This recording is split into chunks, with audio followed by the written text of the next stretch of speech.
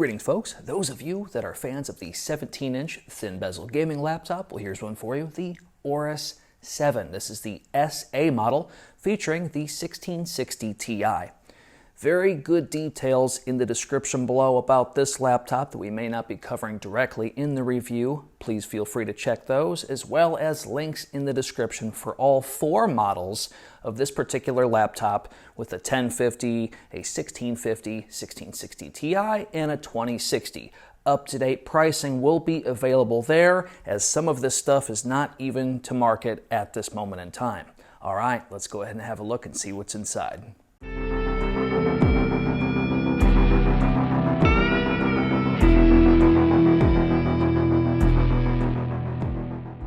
Inside this Aorus 7 is an i7-9750H, a GTX 1660 Ti. This is a max performance model. We also have Samsung memory, 16 gigabytes running in dual channel at 2666. For storage, we have a 512 gigabyte Intel 760p NVMe, read writes around 3000, 1500 respectively.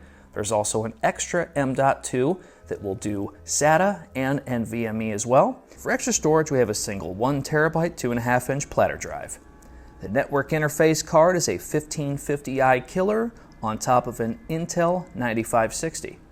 The battery is a 48 watt-hour external hot swappable unit, and on our NVIDIA Optimus equipped laptop, expect about 2.5 to 3 hours. The power supply unit is 180 watts, and it is so tiny when we compare it with the 180 watt brick that came with the GL63. Moving forward, I would love to see this trend continue. The Aorus 7 is all plastic, but very sturdy and weighs in at 5.8 pounds. The I/O over on the left-hand side features a lock, a USB 3.0, a USB 2.0, and a separate head and mic port. On the rear, we have a USB Type-C. It is not Thunderbolt 3, but it will do DisplayPort 1.3. There's also an HDMI, a LAN port, and a power port. And over on the right, a USB 3.1, a mini DisplayPort 1.4, and an SD card reader that's connected via USB 2.0. Not the fastest read writes, but I always appreciate the existence of a card reader. Opening with one hand is not quite possible since the battery is placed in the rear. The front end is a little bit light. The touchpad uses Windows Precision and has well-balanced dedicated buttons. The Island-style keyboard has 2 millimeters of travel. We have a numeric pad, and the keyboard temps stay under 40 degrees Celsius under the heaviest gaming loads. The consistency of hardware inside our Gigabyte and Aorus laptops is something I wish all manufacturers would embrace. Knowing that we are all going to get Samsung memory in here, an Intel network interface card, an Intel 760p NVMe, and they're using good quality parts and not things that you have never heard of before. And that carries on to our display. This is an LG IPS 144Hz Full HD panel. It's also coming in at just under 350 nits and 99% standard RGB, 75% Adobe RGB. And most of these panels, just like this one here, even after I calibrate it with the Spyder 5, there was very little difference with the post-color calibration versus the way that it came stock, which means when you get your hands on hardware like this, you're going to have consistency. You're going to have what I'm showing you here today, including this webcam. 720p webcam and microphone look and sound like this. You will pick up a bit of a thump from the keystrokes. Maximum fans, you will hear those spool up, smooth out a little bit, but it's definitely still audible in the background, so just a heads up. The proprietary software is the Control Center 3.0.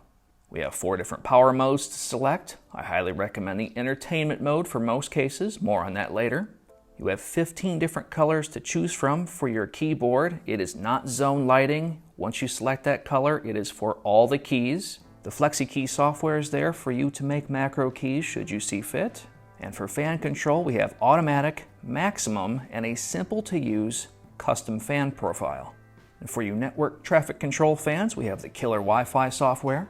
My favorite piece of software is the driver's update software, in which you can see the current software installed on your system, as well as the official driver that you would typically find on the Aorus support page, as well as the latest driver that may not have even made it to the official support page yet.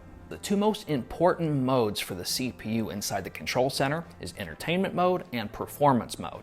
Now, performance mode allows this CPU to pull a very high amount of wattage. Be very careful here as the Aorus is set to thermal throttle at 90 degrees Celsius versus the Intel spec of 100 degrees Celsius. Now, a lot of people might like that as it's going to typically keep your laptop just that much cooler.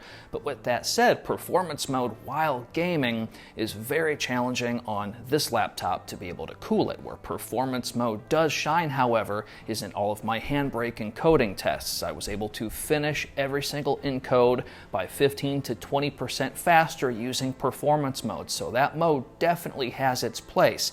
But I do not recommend it for gaming, as you are constantly going to be hitting that 90-degree threshold all the time in thermal throttling anyway. So let's go inside right now and see 5 games and what kind of thermal performance we get in a traditional entertainment mode. Here we have the out-of-the-box performance using the automatic fan curve and entertainment profile with Apex Legends, Battlefield 5, Far Cry 5, Fortnite, and Rage 2. Settings anywhere between high, ultra, and epic depending on the title, and with Far Cry 5 using the HD texture pack. The frame rate performance of our 1660 Ti is in line with everything else that I have tested lately, but you will see that the thermals of the CPU will get into the mid to upper 80s, occasionally hitting that 90 degrees Celsius mark, with our GPU hitting the mid to upper 70s.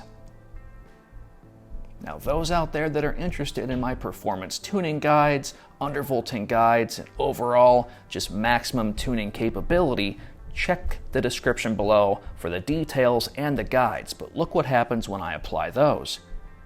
Now we can get thermal performance over 10 degrees Celsius cooler on both the GPU and the CPU without compromising the frame rate. And we're able to do all of this while keeping fan acoustics at a maximum of 50 decibels, oftentimes a little bit less.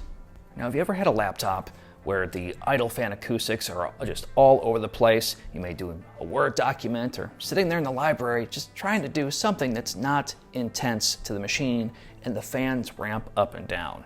That has happened 0 times.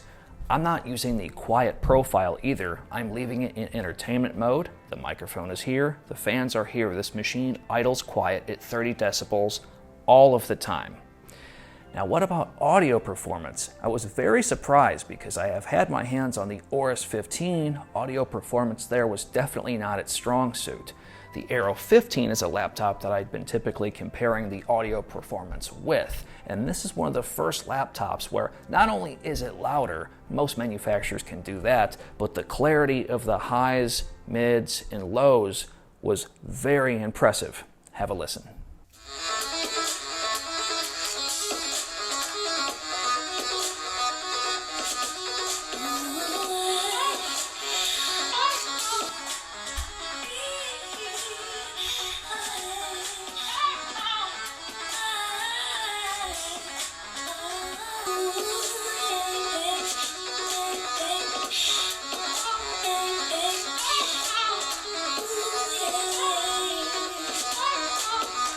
Now, inside our modern looking BIOS might not have anything special, but at least the aesthetic is very appealing, and I appreciate this. I like this 17-inch gaming laptop. It has very consistent parts, an awesome display. It's quite subtle looking considering it is a gaming laptop. It has good port selection, good port placement. Thermals out of the box are pretty typical for many gaming laptops, but it responds very well to my tuning guides and tweaks. So I think that's going to about wrap it up. Thanks for watching, and hopefully enjoyed the video.